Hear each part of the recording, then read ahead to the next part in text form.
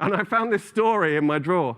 And I thought it was a really good story. So I sent it off to some publishers to see if they would publish it. And I was really lucky because that story that I wrote to make my little cousins laugh one Christmas Eve I wrote it, to make them laugh on Christmas Day, that became my first ever book, which I'm about to advertise to the nation. It's even better than stick. Because with stick, you can throw it. And you wave it, and you can pick it up. And you can throw it. But with book, you can read it. And this is my first book, and it's called You're a Bad Man, Mr. Gum. And You're a Bad Man, Mr. Gum, like all other books, is very good because it has letters in it. And the letters make up these things called words. And the words combine to make sentences. The sentences all clump together into larger units called paragraphs. The paragraphs build up into wonderful things called chapters. And the chapters together make a whole book that goes in from the page, through your eyes, into your brain, and then when you're sleeping that night, all the words dribble out of your nose. And when you wake up in the morning, oh, there they all are, scattered all over the pillow. And that's what's great about books. Not only is this a book, You're a Bad Man, Mr. Gum, my first book, it is an award-winning book. Let's do that with some enthusiasm. It's an award-winning book. No, too late. It just sounds sarcastic now.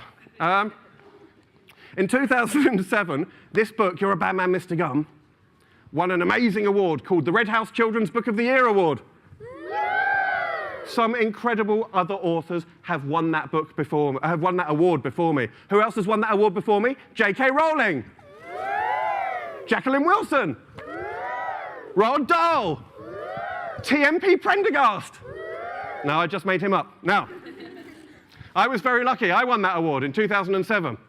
So I am an award-winning author. I'm very handsome and award-winning. And I own a massive golden palace in the sky. Actually, I'm not that rich, and I still can't afford a haircut. But never mind. I thought I would read to you from my award-winning book. Oh, would you really do that? Yeah. Yes, I would.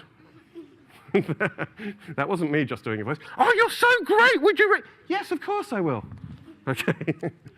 Here we go. I'm going to read a bit where Polly, the little girl with the long name, has just found out that Jake the dog is in trouble because the baddie, Mr. Gum, is going to do something nasty to him. And Polly has to go and find Jake the dog and get him out of trouble. Are you ready? Goes a little bit sort of something like this.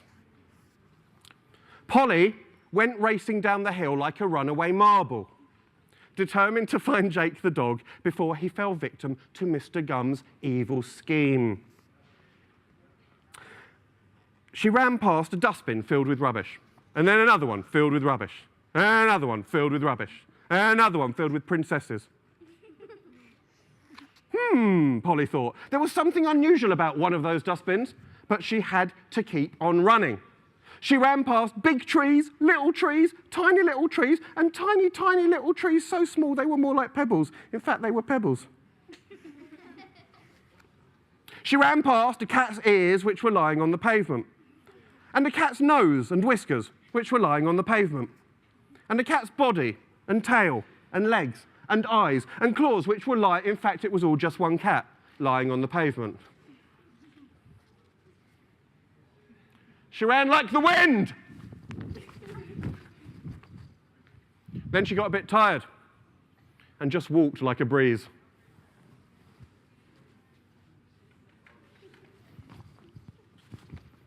But she soon sped up again because she was determined to save that tremendous dog.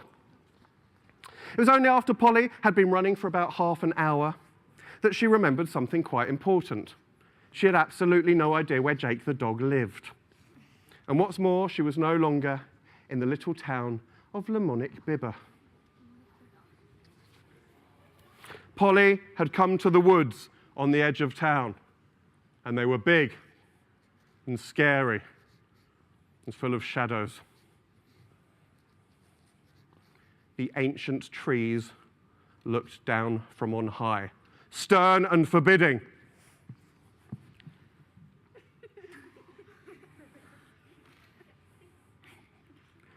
"We are the trees," they seemed to whisper.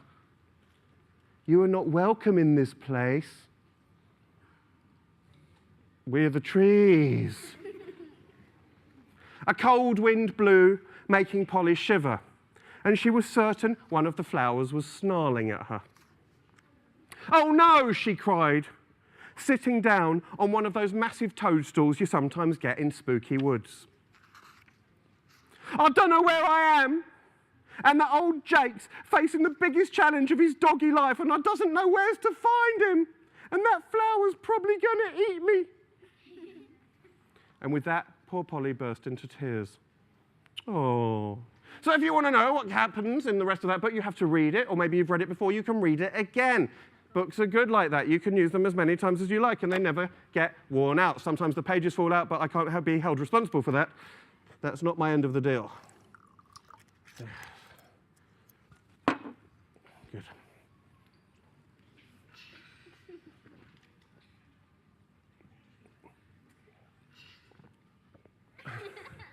Excuse me.